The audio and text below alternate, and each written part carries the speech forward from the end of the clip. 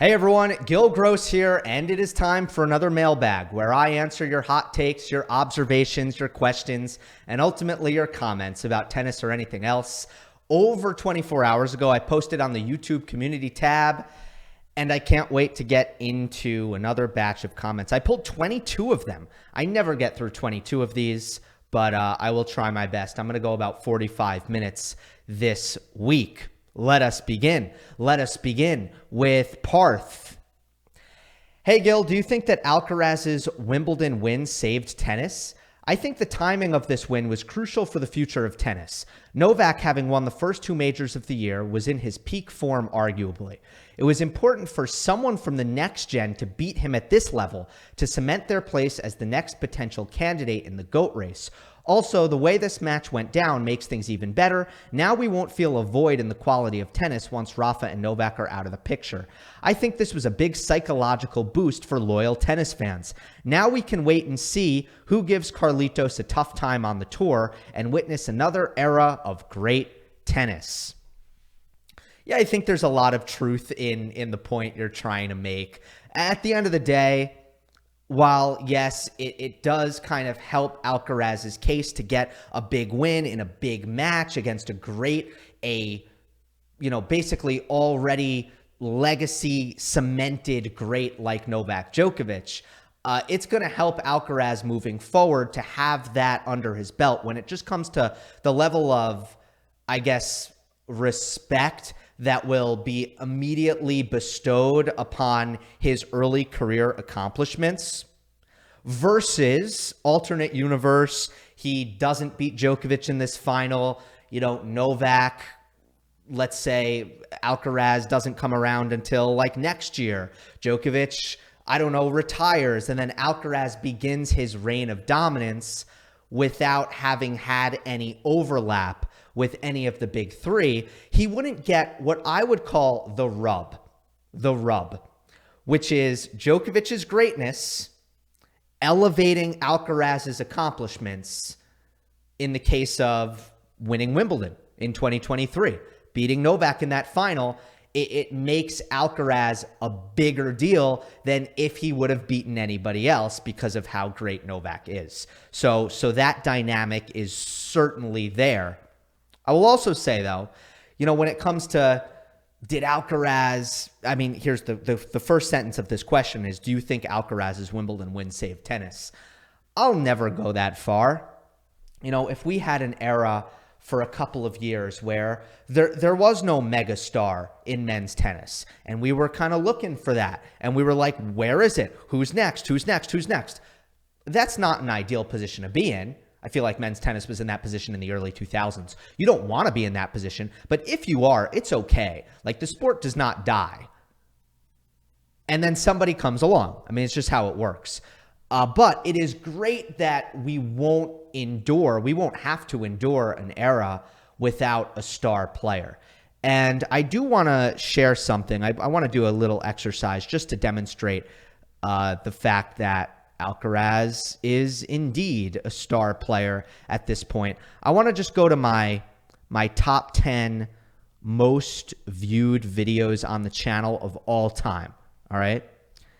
And I'm going to try to pull this up in my analytics just to try to demonstrate where Alcaraz is at in terms of popularity through the lens of views on my channel. Now, that is, you do need to take into account that my channel has fortunately grown so that, and Alcaraz being a more recent star does have an advantage in that respect. But let me just read off the names. So here's my top 10 videos, and I'll just say the players. Djokovic, Berrettini, Nadal, Djokovic, Nadal, Alcaraz, Djokovic, Alcaraz, Djokovic, Nadal, Medvedev, Nadal, Djokovic, top 10 prediction, Tsitsipas, Kyrgios, Djokovic, Ruud. And then after that, 11th would be Alcaraz, Djokovic.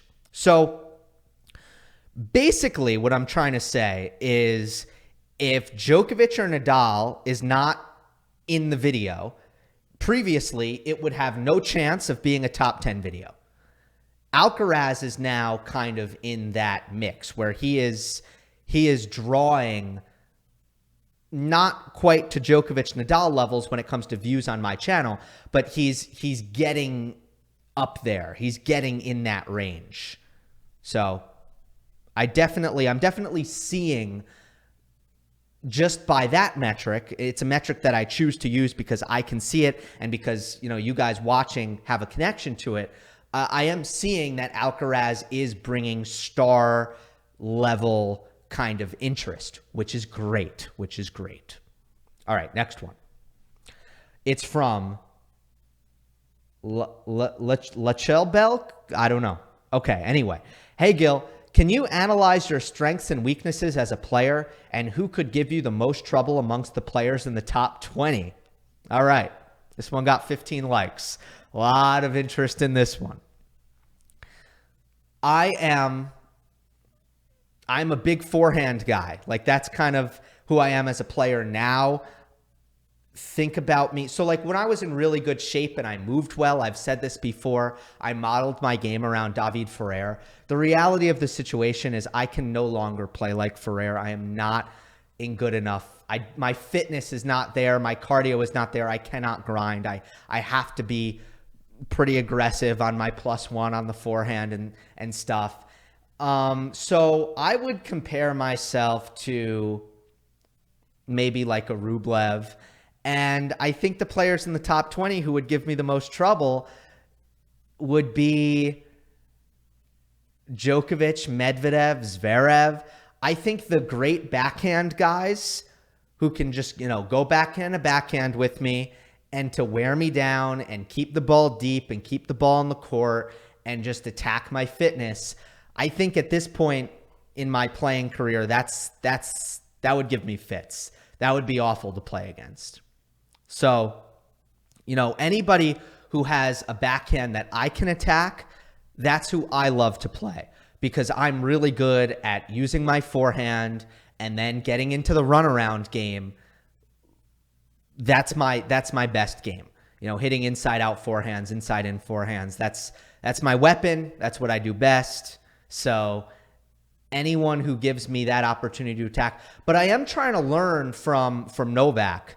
And when I go against guys with weaker backhands and stronger forehands, I'm really trying to hit into their forehands and trying to take what I'm learning from watching, hit into their forehands often, and understand that, first of all, sometimes the players who use their forehands as weapons, they'll miss more on that side when you go there with quality. And the second thing is you can get more out of their backhand weakness if you open up space on that side of the court before you go there. So I'm really trying to learn from that. But yeah, absolutely the rally tolerance guys with great backhands, those would give me the most problems. It happens to be exactly how Alex Gruskin plays. So look, I'm not saying that I'm not going to take it to him. I'll take it to him. But stylistically, he is my nightmare matchup. All right. From Alex. Why has Tsitsipas failed at the U.S. Open? His deepest run was to the third round in 2020 and 2021. He has shown in Melbourne and his performances on tour throughout the years that he is a high-level player on hard court. So what makes New York so tricky? Yeah, the difference in results for Tsitsipas between the Australian Open and the U.S. Open is absolutely puzzling. And I think, two things should be said about that. The first thing is sometimes you see coincidence. Sometimes it's coincidence. Like, is Nadal that much better at the U.S. Open than he is at the Australian Open? When you look at the difference in titles? No. Is Djokovic that much better at the Australian Open than he is at the U.S. Open? Does that make any sense? No, not really. So some of these things, never really have a great explanation. But I do think for Tsitsipas, the biggest thing you got to look at is the part of the calendar. And I have just gotten the sense that Stefanos comes out of the offseason feeling really fresh, and he's had great mental focus at the Australian Open consistently. And I just think that in the second half of the season, it hasn't just been the U.S. Open, right?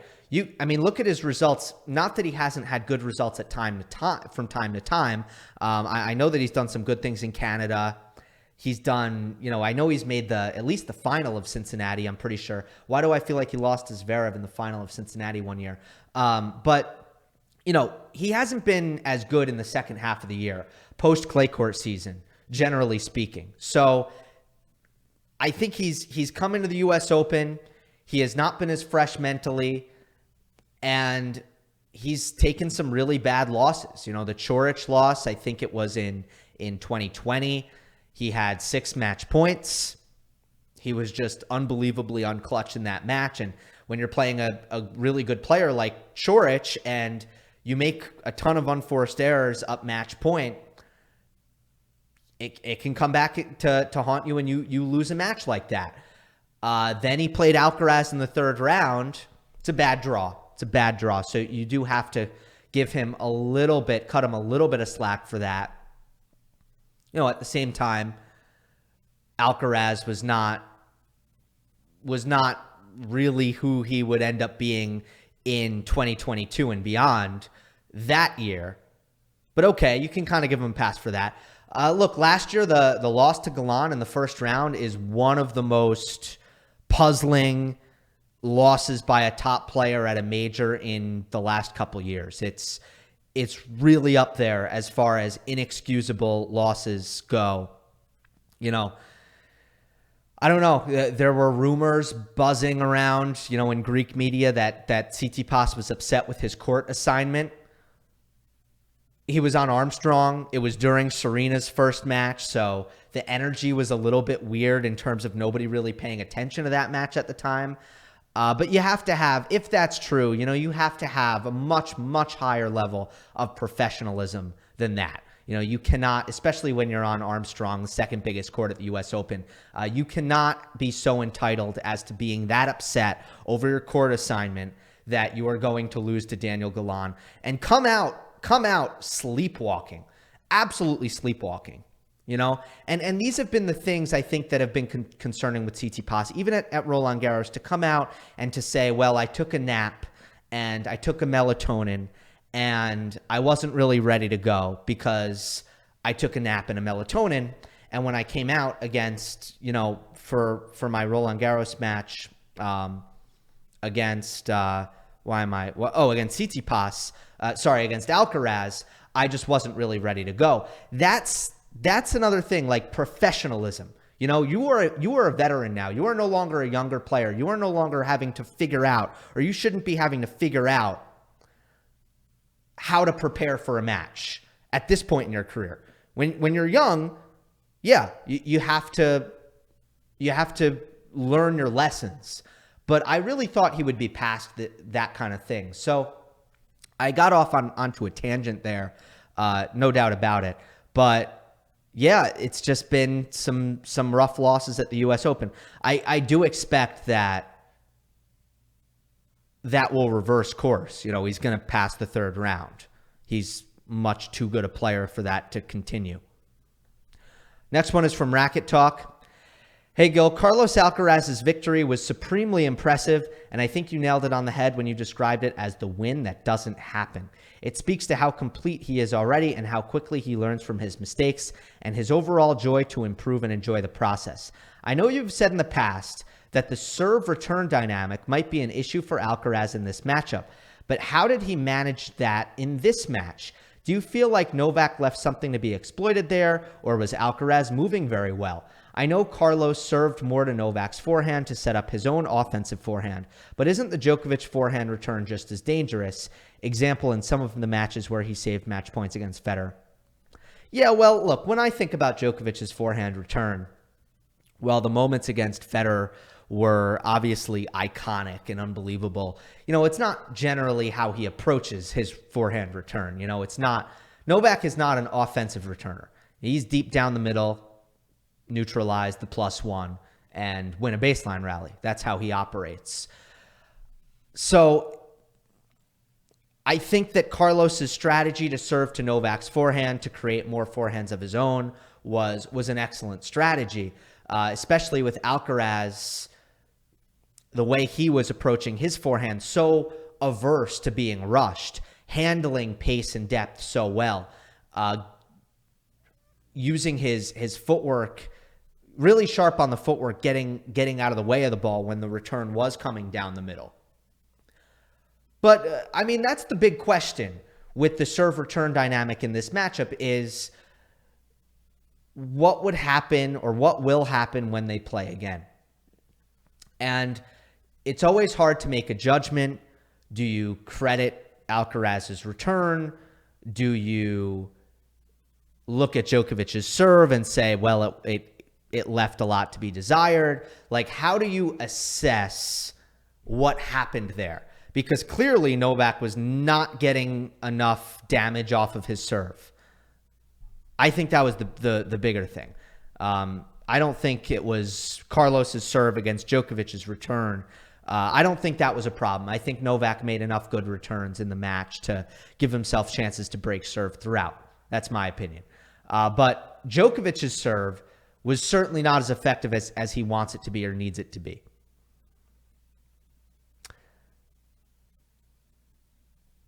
The reason I leaned more towards crediting Alcaraz's return when it comes to just digesting the final is because of how good Alcaraz was against Jarry, against Berrettini, against Zverev. I was already going into the final expecting his return to be impressive against Novak because it had already been one of the biggest revelations of Alcaraz's tournament. So I think when you look back on Carlitos's run to win Wimbledon, two things stand out. The first thing is the return of serve. You know, it's grass court tennis. He faced big servers. He faced great servers. And his return really was elevated to an elite level in those conditions, under those circumstances. That's the first thing. And then the second thing was the nerve management in the final. Those are the two big things. You know, the rest is all granular to me. From Ron Robbie. With a slight delay, but wanted to give it a shot. I've heard a lot of people comparing the Alcaraz-Djokovic Wimbledon final to the Sampras-Federer match in 2001. For me, I feel the obvious equivalent is actually the Rafa Federer Wimbledon final in 2008. While it seemed at the time like the passing of the torch, it was still clear that Federer was very much at the top of the game and actually went on to win the US Open that year. Also, the anticipation was very similar, and it was clear that arch was played by the undoubtedly two best players at the time, something I can't really say about the Roger-Sampras match. It was also well in the final of a slam. Curious to hear your thoughts. All right. I love this comment because I'm going to throw you a curveball here. I mostly agree that this Alcaraz-Djokovic Wimbledon final was much more similar to Federer-Nadal 2008 Wimbledon than it was the Federer-Sampras in 01. Look, Federer lost in the next match after beating Sampras. Pete was not doing so well at the time in general. So, you know, while it was always kind of surprising to see Sampras lose at Wimbledon in this era, you know, it was kind of something that people saw coming. Whereas, you know, for Djokovic, that's not the case after winning the first two majors of the year, as you kind of pointed out. But here's where I'm going to throw in a curveball. This was actually closer to 2007 when it comes to the circumstances. Now, I understand that the result of the match was the 2008 result, where Nadal won, where Nadal beat Federer, when Federer was on the big run of Wimbledon titles. And obviously, this is where Djokovic is on the big run of Wimbledon titles, and it goes the other way. But when it comes to, like, let me say this, if Djokovic won the fifth set, it would have been almost uncanny how many parallels there were to the 2007 final, where Nadal lost in 5 sets, and I believe it was a run of 4 Wimbledon titles in a row by Federer, which was the exact number that Djokovic won in a row.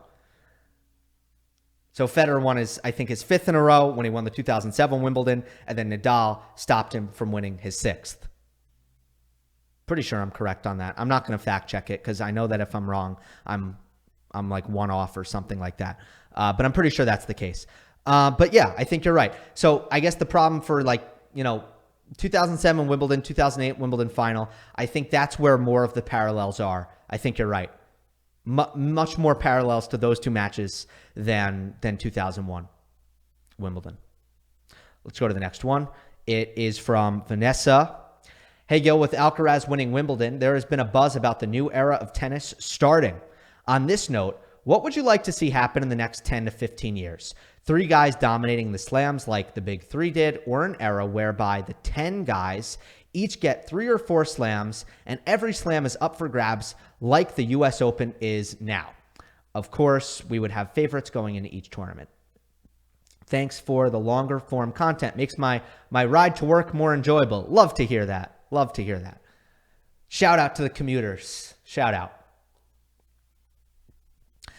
I don't actually care which way it is. I don't think it matters. If there's going to be a couple guys dominating the sport like we saw it in the Big 3 era, that's okay. That's exciting. We know that can be really, really thrilling. It can be an amazing ride. Incredible to witness. I think it can be exciting the other way also. The key is that there are players that people are very, very interested in. At the end of the day, that is what matters. So I'm trying to think of some examples. It can be kind of hard, honestly. But like if there's a player who is maybe 4 in the world, 5 in the world, maybe even 8 in the world, but who a lot of people are very, very interested in, and there's a bunch of those guys, and maybe they're not all-time greats, and maybe they're only winning 2 to 5 majors in their careers. You asked me what I want. Let's remember what this question about. You asked me what I want. Like, I'm okay as long as there's a lot of people in the sport that are drawing interest, that people like to watch and like to talk about. So, yeah, it's tough though, because I don't think that there are that many examples. I think that's what I'm finding as I just kind of rack my brain, and I might be forgetting some people, but there aren't that many examples of players. I'm not going to really include Murray, because Murray, who I think, had a big fan base, a little bit smaller than the big 3 fan bases, I think. But he had a fan base, but he was also such a consistent performer and such a, just a guy who was cemented in the top 4 and was competing with these guys week in and week out. I guess, I don't know, was Stan a draw? Stan's very beloved. There's no doubt about that. Stan has the affection of tennis fans, but was he a big draw? Was he a hot ticket? Someone who's going to generate buzz? I don't know. I mean, the best example might be Nick, honestly. But you would hope that somebody could draw interest to the extent that Nick does without some of the baggage. I think that's possible. I think somebody can do that. All right. Jack from Jack. What do you make of Ben Shelton Struggles? He's 5-15 since the Australian Open and doesn't seem to have improved any part of his game. Obviously, it's his first full season on tour, so there was always going to be struggles, but I did not think it would get this bad. I agree with that assessment in terms of the last thing you wrote. I thought that there were going to be growing pains, so that comes as no surprise to me whatsoever. But yeah, I didn't think it would be this bad. Here's what I'll say about Ben Shelton right now.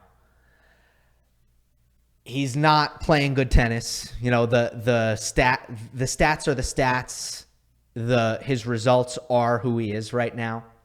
But like long term, nothing has changed for me. I'm still really, really bullish on his assets. I still think he's a future top 10 player. All of the tools are there. He's just got to smooth over his game.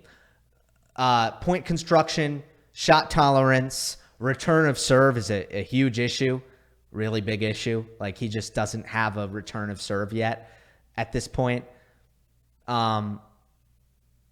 There's probably some mental stuff also.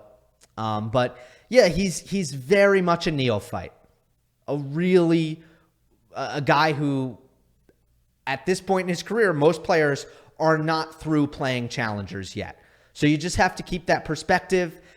He had some big runs right away, an Australian Open quarterfinal. It obviously just propelled him into a status when it comes to his ranking where he's playing all the big events week in and week out, and he's a tour level player. And I think in the long run, that's going to help him.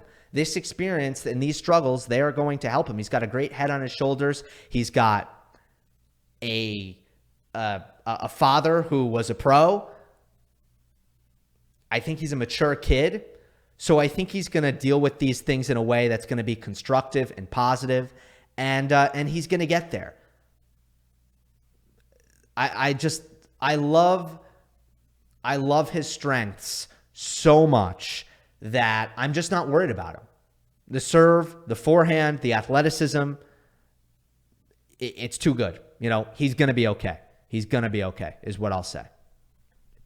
All right, here's one from SJ. Repeated from last week. I missed it.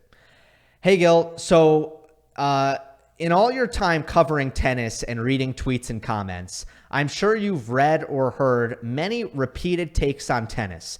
What is your least favorite popular take in tennis that gets repeated really often on social media? Here's some of mine. First one, Djokovic loses first sets on purpose. I think this is insulting to his competition and the sport of tennis as a whole to imply that an all-time great like Djokovic would tank the first set of a match at a Grand Slam because he's bored. Why would anyone want to watch a sport like that? I agree with you. Totally ridiculous. The strange thing, I've even seen players say that, which I've been really surprised to see in the past. Yeah, it's not losing on purpose, right? There have been points in time where maybe Novak has trouble getting the gears going, trouble kind of engaging in the match fully, mentally, finding the fire. Maybe his body isn't feeling so good in the beginning. Or maybe there have been points in matches where he's actually had a lead and he's engaged in some energy conservation. These are things that all tennis players will grapple with. These are stages that all tennis players will go through. I guess the difference is that Novak just is so good that he comes back to win a lot of these matches, and he's won so many of these matches that people are compelled to say that whenever Novak loses a set, he lost on purpose. Yeah, it's ridiculous. I'm with you. 2, Nadal's legacy is tainted by his lack of surface versatility. Surface versatility is great, but so is dominance on one surface. If someone comes along and wins 22 slams on grass, I'd call them a GOAT candidate. Why? Well, they're not super well-rounded, but winning the same major 22 times is an unprecedented level of dominance. And for Nadal, he literally has a double career Grand Slam. So can we stop with the clay merchant allegations, please? Yeah, the clay merchant allegations, I mean, I think they only exist in some kind of more biased or very kind of, again, skewed sects of the tennis fan base.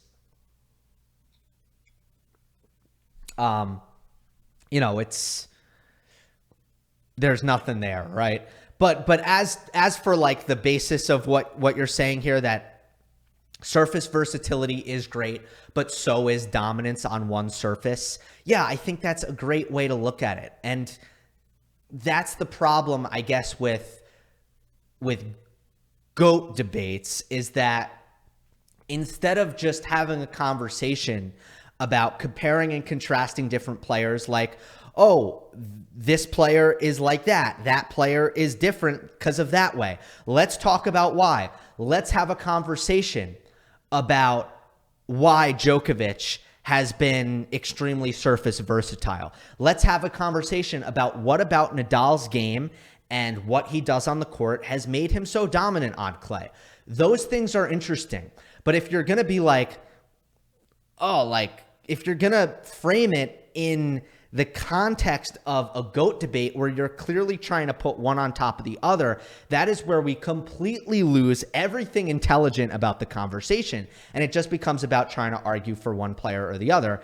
And that has been kind of a pitfall that a lot of tennis discourse has obviously fallen into. Okay, the third one. Insert player should have conceded this point after the umpire made a bad call. And then SJ's input, players should not be responsible for refereeing themselves. Okay. I agree. I actually think you and I, SJ, we are against the masses here because like the most recent example is obviously Holger Rune against Francisco Cerundolo, where the ball bounced twice, the chair umpire missed it, and Holger, I think, saw it. He said he only saw it after watching it on the instant replay, even if we completely take his word for it to be true there. Obviously, Holger had a chance to concede the point. And my stance on that has always been this. It has always been, if you want to have good sportsmanship and concede the point, I applaud you. Cool, great, love it. Awesome, very noble thing for you to do.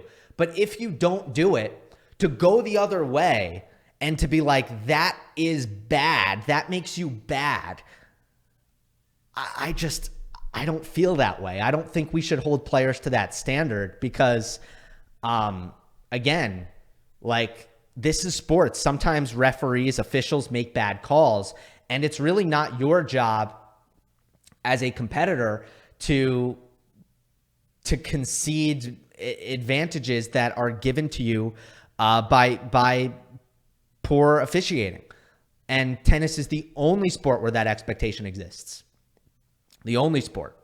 So I think it's strange. I just think in general, when it comes to, again, if we're talking about tweets and comments and online culture, you know, the problem always is that everyone takes a side where it's like either you are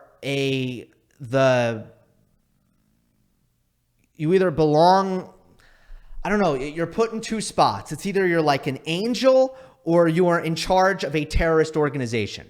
And there just needs to be some middle ground where it's like, you know, all right, Holger decided not to go the route of like having great sportsmanship, but that doesn't make him, again, the leader of a terrorist organization. You know what I mean? Like, there needs to be a middle ground here when it comes to sportsmanship. It's not always great sportsmanship, poor sportsmanship. Like, can we just find a middle, a gray, where it's like neither, it's not bad, it's not good. It's just neutral. And to me, when an umpire makes a bad call and a player decides to just accept the advantage that comes with that, it's neither great sportsmanship nor is it poor sportsmanship. All right, so I'm not really going to think of other least popular takes that I can encounter, but I thought that was a fun comment.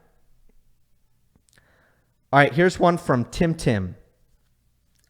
It's kind of a long one, but I think it's worth it. I think it's a really I remember reading this comment. It's a very well thought out comment, and it kind of addresses a lot of the criticism that I saw in regards to like the Steve Flink interview that I did. So it'll give me a chance to kind of talk about that. Yeah. Hi, Gill. Just wanted to ask why people are focusing on Djokovic's backhand and volley errors and missed opportunities in the Wimbledon final and not Alcaraz's missed opportunities. Is it because of the standard Djokovic is held to, or because we tend to focus more on losing players' missed chances? Trying to be objective as possible here, I actually think Alcaraz missed more opportunities in this match. His breakpoint conversion was 5 of 19 to Djokovic's 5 of 15, which included breakpoints early in the first and fourth set he didn't take and arguably cost him those sets. Much is made of Djokovic's 2 backhand errors in the tiebreak, but those were neutral rally balls, and there was no guarantee he would have even won those points. Meanwhile, Alcaraz found himself in advantageous positions at the net on the 2 previous points on Djokovic's serve, and he lost both of them. Do people judge errors in crucial moments differently depending on players' play style, or is it loser/winner bias? Absolutely love the channel, by the way. Best analytical content on YouTube. You have a great understanding of not just the top 10, but also players that are qualifiers or on the Challenger Tour. Thanks for that. I try my best when it comes to Challenger Tour. Some people are actually better than me at that, but I do try my best. Okay, great comment. So let's delve into this. First of all, the answer is yes. That's the short answer. So when you say, why are people focusing on Djokovic's mistakes? And then you say, is it because of the standard Djokovic is held to, or because we tend to focus more on the losing players' missed chances? 100% both. 100% both. We definitely focus on the losing players' missed chances. I would go as far as to say, when a player wins a match, we tend to ignore their missed opportunities because they made up for them. At one point or the other, they took those missed opportunities and they were able to capitalize on opportunities thereafter. So to focus on missed opportunities by the player who won, it feels like you're focusing on simply the wrong thing. Like, think about it from my perspective. If I'm analyzing what happened in the match and I'm fixated on missed opportunities from the player who won, I'm not really getting at answering the central question, which is, why did the player who won the match why did the player who won the match, why did they win the match? So there's certainly a bias on focusing on the losing player's mistakes. 100%. And then you also say, is it because of the standard Djokovic is held to? And the answer to that is definitely yes. If a player who has an inconsistent backhand, or a player who is known to get nervous or get tight, missed those neutral backhands at the end of the second set tiebreak, it would not be seen as very surprising. Would we talk about it? Yes, but the tone might be a little bit different, right? If this was, do I have to pick on a player here? I guess I do. FAA. If FAA missed 2 neutral backhands in the Wimbledon final, in his first ever final, let's say he's in his first major final, he misses 2 neutral backhands at the end of a second set tiebreak, it's like, to go up 2-0, it would kind of be like, well, yeah, like, that's not that surprising. And that's not because FAA isn't a tremendous player, but he ain't Novak Djokovic. He ain't the most solid and consistent two-handed backhand, maybe of all time. The most clutch player, probably of all time, misses their best shot. Like, you know, that's what made it so... That's what made those mistakes so like, oh, whoa, wow, he missed. It's absolutely because it's Novak. It's absolutely because it's his backhand. Now, let me go to your next paragraph where you make the argument that Alcaraz missed more opportunities in the match compared to Djokovic. First of all, you make one great point in here that I think should really be given some I don't know, some credit, which is that there is no guarantee that Novak would have won the point if he made those cross-court backhand trades. They were neutral balls. The point was 50-50 at the time. And, you know, those points were up for grabs. So a little bit different than, you know, the the break point miss at the start of the fifth, where it was an overhead. Novak should have won that point. So a little bit different in that way, no doubt. That's a great point. I would say the break point number is very, very deceiving. Now let me just, because, the details of the match are kind of slightly fading away. I do want to just fact check something real quick. When it comes to that break point number, just want to take a look at something. So, yeah. Here's the problem with comparing, just one problem with just looking at the breakpoint stat, 5 of 19 versus 5 of 15. And this is the problem with breakpoint as a stat. They played that 3-1 game in the third set, where Alcaraz had how many breakpoints? How many missed breakpoints in that game? At least like 8. So, and then he ended up breaking. So he was probably like 1 for 8 or something like that. I'm not going to count them right now, but like that is where the breakpoint stat is. It utterly lies. It utterly lies to our faces, because it tells you that Alcaraz missed opportunities. He didn't. He broke serve. He broke serve. Who cares? Who cares that he lost the first break point, the second break point, and the third and the fourth? It's going to make his break point stat look bad, but it lies. That stat completely lies. So I just want to make that point. And then when it just, look, I don't agree that Alcaraz missed more opportunities in the match. I mean, at the end of the day, you can talk about early break points in the first set, early break points in the fourth set. None of them were as clear cut. Now, none of them were as clear cut as set points, right? Set points. And then in the fifth set, you could make an argument that yes, it's an apples to apples comparison. But we're talking about a missed put away, and we're not talking about any missed put aways on the Alcaraz opportunities. And then when it comes to the, you said that Alcaraz found himself in advantageous positions at the net. He didn't miss volleys, though. He didn't make bad volleys. Djokovic just came up with good passing shots. So that's not an example of, I don't think that supports your argument. So yeah, a lot of truth to that. Completely understand the reaction to the focus on Djokovic's mistakes. I was not surprised by some of the criticism that was levied on Flink and I's conversation. I just wasn't surprised, and I get it. I totally get it. So I'll leave it at that, and let's go to the next one. Common Sense Media. Hi, Gill. Do you think Medvedev can win another slam? Maybe you can go into what you think will need to happen and if you think he can do them. Well, first of all, yes. He is definitely helped by the fact that there are 2 hard court majors. I'm not going to look at it as black and white as, he's got an Alcaraz head-to-head issue, and therefore he's never going to win another slam.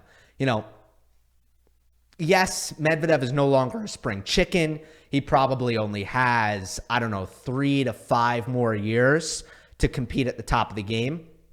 And honestly, he's kind of unprecedented as a body type. Being like a 6'6" guy who has to do a ton of running and a ton of defending, I don't know if he's going to be somebody who's going to still be playing well at 35 years old. I'm not sure, because I've just never seen that type of player do it. But I still think that he can win another slam.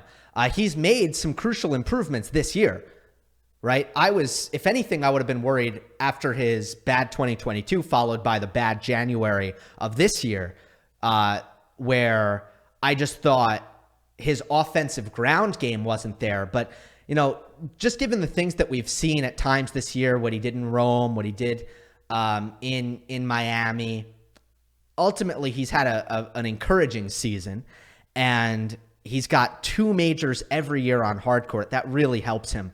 So I don't think he needs much to happen other than the draw needs to work out for him. He might need somebody, unless he is able to figure out some stuff regarding his positioning, he might need a scenario where he doesn't have to go through Carlos Alcaraz. And that's, at the moment, the most obvious variable to me that will determine whether or not Medvedev will be able to add another slam. Next one is from Rishbala. Hi, Gil. What do you make of Nadal winning the Summer Slam in 2013, a feat that Djokovic and Federer were never able to achieve? What are Carlitos' chances of doing it this year? I don't have much to say about this, but look, Nadal's 2013 was freaking unreal. He was injured, didn't play the Australian Open that year. Lost to Steve Darcy at Wimbledon. But other than that, it was such a dynamite season for Rafa. He had a classic clay court season where I know he lost in Monte Carlo, and then he went on to, sweep the rest of the clay court season. And, he had that epic with Novak in the semis. That was truly a fantastic match. And then he had this killer hard court season. It was the last time that he beat Djokovic in a hard court major, beating Novak in the US Open final. So he was awesome in 2013. I just felt that he melded. His forehand was great that year.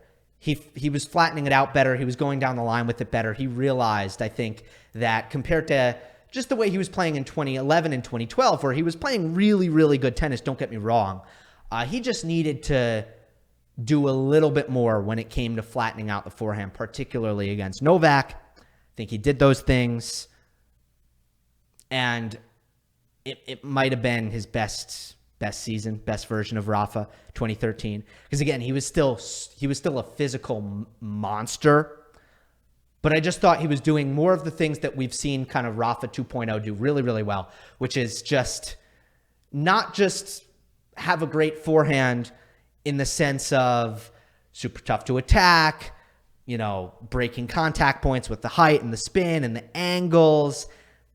But I thought he was doing a good job of just getting it through the court and finishing from behind the baseline with his forehand. All right, a couple more here. From member Raphael.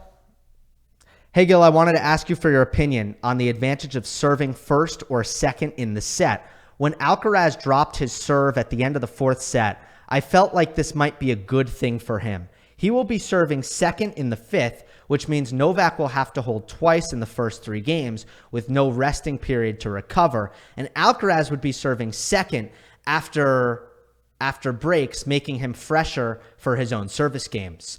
Ultimately, as things ended up, it might have actually impacted things, as Djokovic was broken on the 3rd game, and Alcaraz did phenomenally to hold his service games after the 3rd game break. Do you agree that this had some impact on how the 5th set went? And do you think this is something that impacted Alcaraz's motivation to hold serve at the end of the 4th? And do you think generally this is something players keep in mind at the tail end of sets? Okay, that might have been complicated for you guys. So let me try to simplify that. Basically, Alcaraz got broken at the end of the 4th set. That allowed Djokovic, or that forced Djokovic, to start the 5th set serving. And then he got broken in the 3rd game of the 5th. And after every changeover, it was Alcaraz serves first, Djokovic serves second. I mean, this is interesting, but when cardio comes into play, I think it is nice to serve first out of the changeover. But generally speaking, it's actually seen as a valuable thing to keep scoreboard pressure. So I would say usually, the answer to this is mostly no. That if anything, players want to hold serve at the end of a set for 2 reasons. They want to start the next set serving so that they can maintain scoreboard pressure and they can feel like they're kind of in the lead instead of constantly almost feeling like you're behind even if you're on serve. I think there's a slight psychological difference there. But also, you do want to, if you can, just make your opponent serve out the set because there's always a chance that they'll get tight, they'll get nervous, they'll make some mistakes. So I don't think at the end of a set like the fourth that it would enter Alcaraz's mind that, he might not want to hold. But I also think the way things were going, especially when the fifth set looms, there definitely could be a little bit of a mental drop off where you are thinking about starting a new set, even terms, back on serve, final kind of straightaway, one more set to go. And I think there can be a little bit of a mental drop off at the end of the fourth set that can come naturally. What you're saying about the cardio aspect of it can definitely be a thing, but I think you'll see it in certain matchups, particularly on clay. I don't know if on a grass court, Djokovic-Alcaraz, that would really come into play as much. All right, I'm going to answer... I'll answer two more, all right? Next one is from Jason, also a member. Gill, a lot of people complain about the set break time. Should they make it a mandatory break for consistency? The more prestigious the tournament, the more time they have to break, maybe 7 minutes for a final at a slam per set versus 1 minute at a 250 round one. The players in singles tennis are the stars and content. When we rush them, we are devaluing the product greatly, more than getting a shorter break. In other sports, you have teams to build around to speed it up. In other sports, you have teams to build around to speed it up. I don't really get the last sentence, but I wouldn't mind if set breaks were longer. I wouldn't mind that at all. I think it's good for the fans. I think it's good for TV as long as you do the right things during the breaks. It's good for punditry. I think the kind of halftime aspect of other sports, I actually think it's good. Gives fans a clear chance to get up out of their seats, kind of get a drink, get food, come back. They don't miss anything. I think one of the issues with the live tennis experience is you leave at the end of the set, you come back, and you're not allowed in for 3 games. So every time you leave, you're waiting online for the first 3 games. So I feel like a longer set break could definitely help the live experience just so that you can leave and come back before the start of the next set. And when it comes to like the shortening tennis, I think the focus really should be much more on shortening the time between points. Between sets, I don't mind that break, that chance to reset. I think it kind of helps, but at the same time, I don't see this changing at all. I really don't. So I would expect the status quo when it comes to that, and it's not really high on my list of wants in terms of things changing in tennis. I don't think the players feel particularly rushed. Let's end on this one. It's from Benny Ice. Hi, Gill. With the rise of Alcaraz, Rune, and Sinner, FAA has become somewhat of a forgotten man. He's been inconsistent at best without a roof above his head, and it's getting worse. What went wrong, and what does he need to do to right the ship? Well, he's got knee issues this year, so he hasn't been healthy in 2023, and that's been unfortunate. I did feel like it was a really important year for Felix. 2022 was a success in a lot of ways. I think you come into the year and it's like, look, you just got to win titles. Who cares how they come? Just got to win titles. And he did that.